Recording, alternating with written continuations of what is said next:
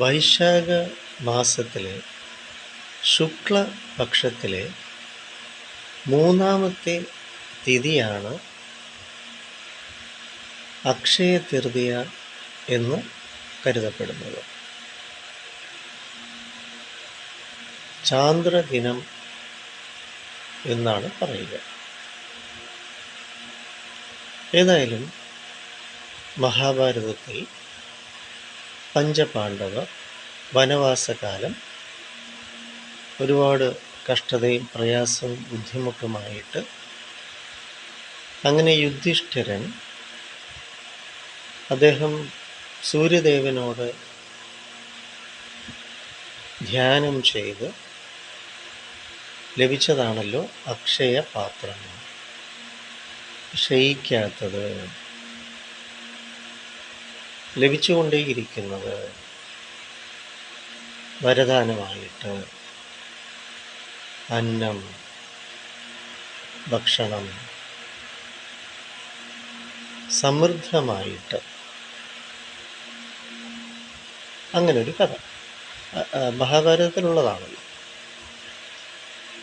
മറ്റൊന്ന്, കുചേലൻ ശ്രീകൃഷ്ണ ഭഗവാനെ കാണാൻ പോവുകയും അദ്ദേഹം കൊണ്ടുചെന്ന അവല് ഭഗവാൻ കഴിക്കുകയും തുടർന്ന് സമ്പദ് സമൃദ്ധി ഐശ്വര്യം കുചേലന് ലഭിച്ചല്ലോ.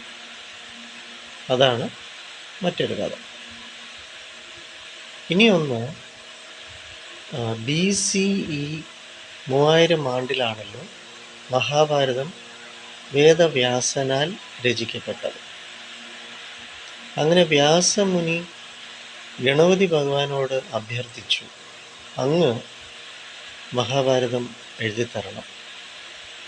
അപ്പോൾ ഭഗവാൻ പറഞ്ഞൊരു കാര്യം ചെയ്യും, ഞാൻ എഴുതാം. പക്ഷേ മുനി വേദവ്യാസൻ നിർത്താൻ പാടില്ല, ശ്ലോകം പറഞ്ഞുകൊണ്ടേയിരിക്കും, ഞാൻ എഴുതിക്കൊണ്ടേയിരിക്കും. ഇതായിരുന്നു ഭഗവാന്റെ ആവശ്യം.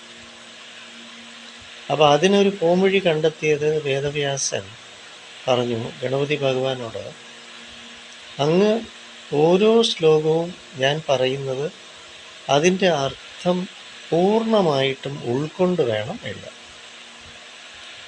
അപ്പം അങ്ങനെ ഗണപതി ഭഗവാൻ ഓരോ ശ്ലോകത്തിൻ്റെയും അർത്ഥം മനസ്സിലാക്കിയെടുക്കുന്ന സമയത്ത് വേദവ്യാസന് അടുത്ത ശ്ലോകത്തെക്കുറിച്ച് ചിന്തിക്കാനുള്ള സ്പേസ് കിട്ടുന്നുണ്ടെങ്കിൽ പോലും ആ ഫ്ലോ, ആ കണ്ടിന്യൂറ്റി, ആ അറിവ് ലോകത്തിന് നൽകാനുള്ളത് തുടർന്നു കൊണ്ടിരുന്നു, നിർത്താതെ തുടർച്ചയായിട്ട്. അതിൻ്റെ ആ പോസിറ്റിവിറ്റി, അങ്ങനെ ഒരു അർത്ഥം കൂടി ഉണ്ട്. ഏതായാലും കൃഷ്ണം വന്ദേ ജഗദ്ഗുരു, ഗുരുബ്രഹ്മ ഗുരുവിഷ്ണു ഗുരുദേവോ മഹേശ്വര, ഗുരു സാക്ഷാൽ പരബ്രഹ്മ തസ്മൈ ശ്രീ ഗുരവേ നമഃ. ഗുരുക്കന്മാർക്ക് ശ്രീകൃഷ്ണ ഭഗവാൻ ഗുരുവാണല്ലോ. ലോക സമസ്ത സുഖിനോ ഭവന്തു, എല്ലാവർക്കും സമ്പദ് സമൃദ്ധി ഐശ്വര്യം ആരോഗ്യം സകല ജീവജാലങ്ങൾക്കും ലഭിക്കട്ടെ എന്നാണ് ഉദ്ദേശിക്കുന്നത്. തഥാസ്തു, അങ്ങനെ സംഭവിക്കട്ടെ.